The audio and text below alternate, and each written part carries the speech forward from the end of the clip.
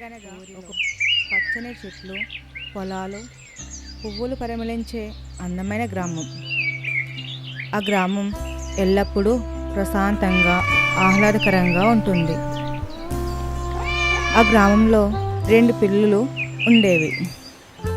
అందులో ఒక దాని పేరు టిన్ని, రెండవ దాని పేరు మిన్ని. ఆ 2 పిల్లులు ఎప్పుడూ ఆడుతూ పాడుతూ ఉండేవి. కానీ తినే ఆహార పదార్థాల విషయంలో ఎప్పుడూ గొడవ పడుతూనే ఉండేవి. ఒకరోజు అవి ఆడుకుంటూ ఉండగా వాటికి ఒక రొట్టె కనిపించింది. వెంటనే ఆనందంతో ఆ రొట్టెను తీసుకున్నాయి. కానీ అవి ఆ రొట్టె కోసం కొట్టుకుంటూనే ఉన్నాయి. ఇప్పుడు టిన్ని అంటుంది, హే టిన్ని, అది నేనే ముందు చూశాను కాబట్టి ఆ రొట్టె నాది. లేదు మిన్ని, అది నేనే ముందు తీసుకున్నాను కాబట్టి ఆ రొట్టె నాది. పడుతూ ఉంటాయి 2 పిల్లులు. ఆ గొడవ మధ్యలో రొట్టె 2 ముక్కలు అయిపోయింది. నాకు పెద్ద ముక్క కావాలి. లేదు, నాకే పెద్ద ముక్క కావాలి. లేదు, నాకే పెద్ద ముక్క కావాలి అంటూ 2 పిల్లులు గొడవ పెట్టడం మొదలుపెట్టాయి. అక్కడే ఒక చెట్టు మీద కూర్చుని ఉన్న ఒక కోతి ఆ పిల్లులను రెండింటిని చూస్తూ వాళ్ళనే గమనిస్తూ ఉంటుంది. ఇంతలో కోతికి ఒక ఆలోచన వచ్చింది.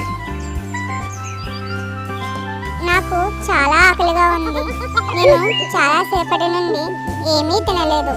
ఎలాగైనా ఆ రొట్టెను నేనే తినాలి అనుకుంటూ అనుకున్న విధంగానే తెలివిగా ఆ పిల్లల దగ్గరికి వెళ్ళి ఇలా అంటుంది,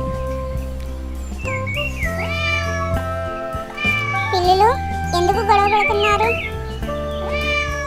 అప్పుడు పిల్లలు జరిగిన విషయం చెబుతూ, నాకు పెద్ద ముక్క కావాలి. లేదు, నాకు పెద్ద ముక్క కావాలి. ఈ రొట్టె నేనే ముందు చూశాను కాబట్టి ఇది నాది.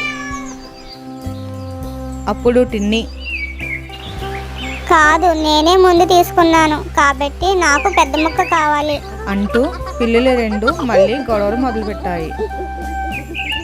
ఇంతలో కోతి ఇలా అంటుంది, ఏమైంది పిల్లలు, ఎందుకు కొట్టుకుంటున్నారు అని అడుగుతుంది కోతి. అప్పుడు మిన్ని అంటుంది, ఈ రొట్టె నాది, తిని తీసేసుకుంటుంది. కాదు, ఈ రొట్టె నాది. ఆగండి పిల్లలు, ఇద్దరికి నేను సమానంగా పంచుతా అంటుంది కోతి. అప్పుడు ఆ 2 పిల్లులు సరే అంటాయి. అప్పుడు కోతి 2 ముక్కలను చేతిలో తీసుకొని తూకం చూసేలా పెడుతుంది.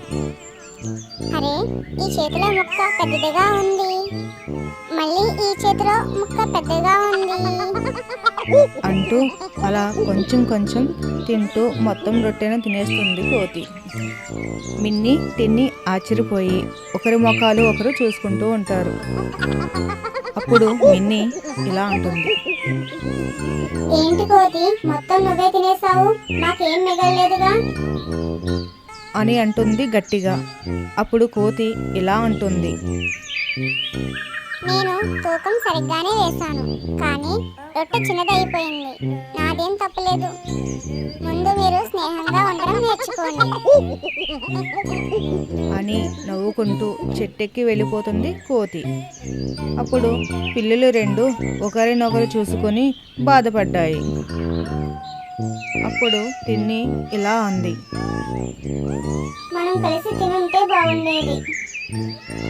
మిన్ని అవును అంటూ తల ఊపుతుంది. అవును, మనం గొడవ పడడం వల్లే రొట్టె కూడా పోయింది. పిల్లులు 2 ఆ రోజు నుండి ఎప్పుడూ దేనికోసం గొడవ పడలేదు. ఏదైనా ఆహారం కనిపిస్తే 2 తినడం మొదలుపెట్టాయి. ఆ రోజు నుండి పిల్లులు 2 కూడా ఎంతో ఆనందంగా జీవనం సాగించాయి. ఈ కథలోని నీతి, గొడవ పడడం వల్ల ఎప్పుడూ లాభం ఉండదు. ఐక్యంగా ఉంటే అందరూ కలిసి ఆనందంగా జీవిస్తారు.